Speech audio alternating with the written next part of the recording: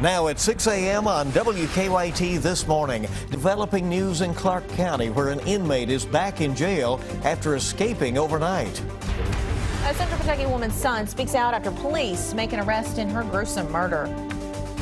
And we're looking outside for temperatures there in the mid to upper 20s in some locations, but most of us sitting there in the 30s. Not too bad. Well, by 50 afternoon, and then we look for snow tonight. We'll go over the latest forecasts coming up. Tracking, alerting, protecting. This is WKYT This Morning.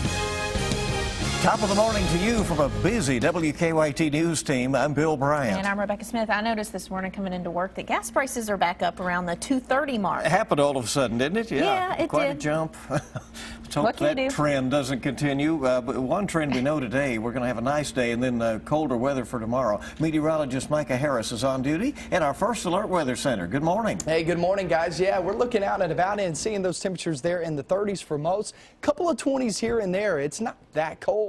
It's kind of on the chilly side, but by the afternoon, let me tell you this, it will really rise very, very quickly. And that's because of the winds coming out of the south. It'll be pretty breezy today. 48 degrees is what we're calling for, some in the 50s down south. But all focus and all eyes are on tonight, tracking another light snowmaker. But you know as well as I do, you don't need a big snow around here to cause some problems there on the roads. And I'll show you the latest forecast, when you can expect this, and also how much you're going to be expecting. I'll answer those questions coming up. Micah, thank you. WKYT tracking developing news this morning in Clark County. After a short time on the run, an inmate in Clark County is now back in jail. He went missing just after 3 o'clock this morning and was arrested about an hour later. WKYT's Whitney Wetzel is in Winchester with the developing details on this. Good morning, everyone. That inmate is now back in custody. He was gone for about an hour. Jail officials say 31-year-old Robert O'Hare went missing from the Clark County Detention Center around 3:15 this morning while on trash detail. Winchester police found him a few blocks away around 4:30.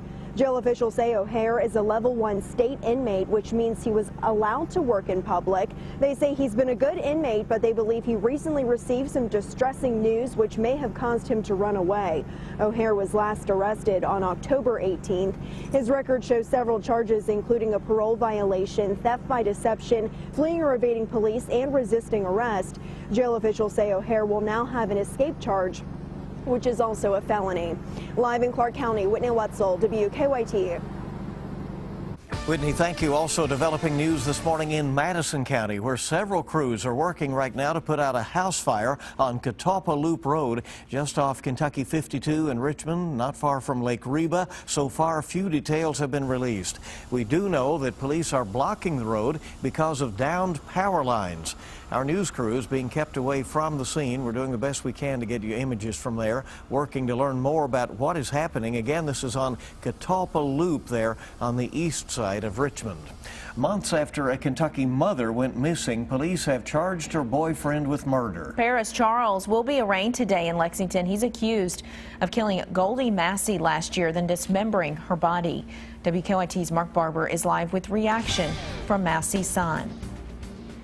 Good morning, Rebecca and Bill. Police say they arrested Goldie Massey's boyfriend about 4 months after parts of her dismembered body started washing up on the banks of the Kentucky River.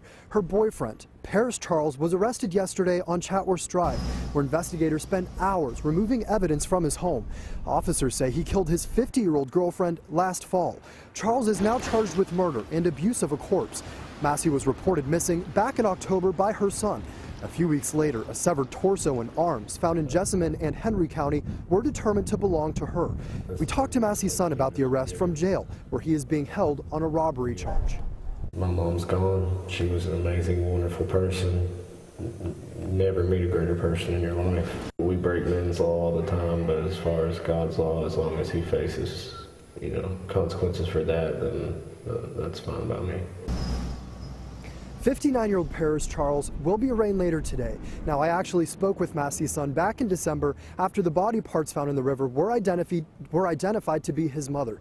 Coming up on WKYT at 6:30, I'll explain why all along he has believed that his mother's boyfriend has been behind her disappearance and her death. Live in Lexington, Mark Barber, WKYT. Mark, thank you very much. Coming up on 6:05 on WKYT this morning, and happening today, a former caregiver accused of sexually abusing intellectually disabled adults will be facing a judge. 23-year-old Damon Heath is charged with sexual abuse, sodomy, and knowingly abusing a vulnerable adult. Police say he used to work with Community Choices Unlimited, which manages some facilities in Frankfort.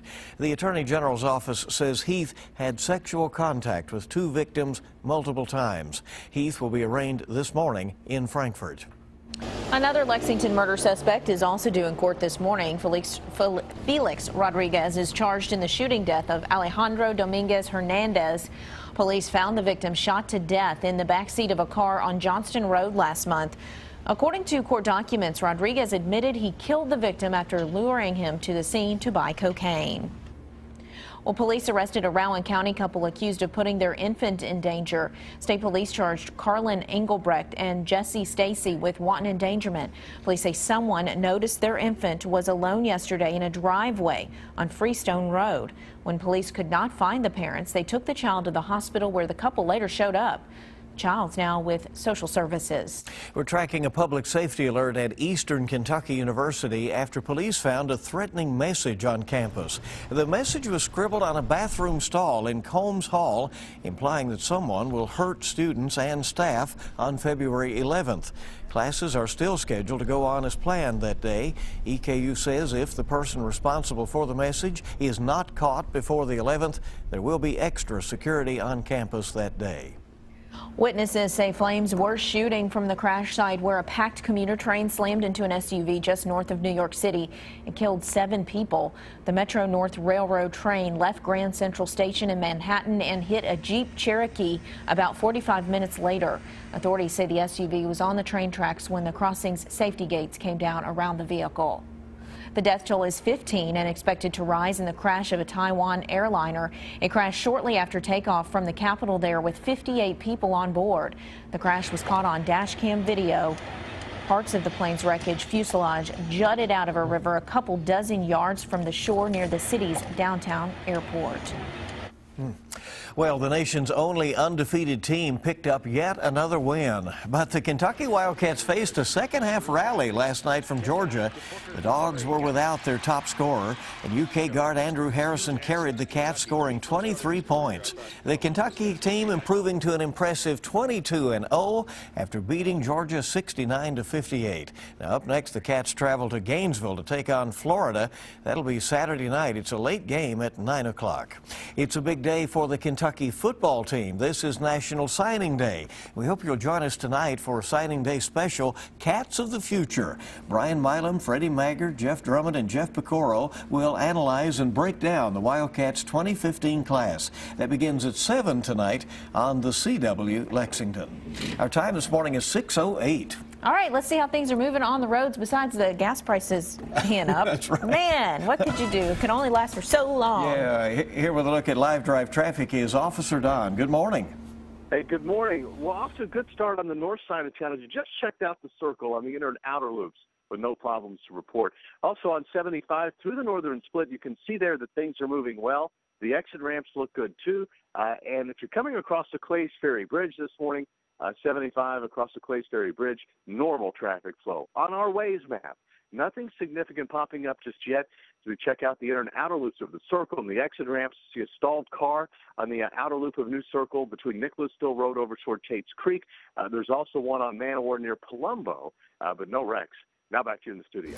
All right, Don, thank you very much. Appreciate the update, and we'll keep everybody informed as we get headed toward the morning rush. WKYT this morning on your Wednesday. It's Hump Day. We're just getting started. A classic board game is celebrating a milestone by giving away cash, which may have a hard time finding Monopoly's money. We'll tell you why.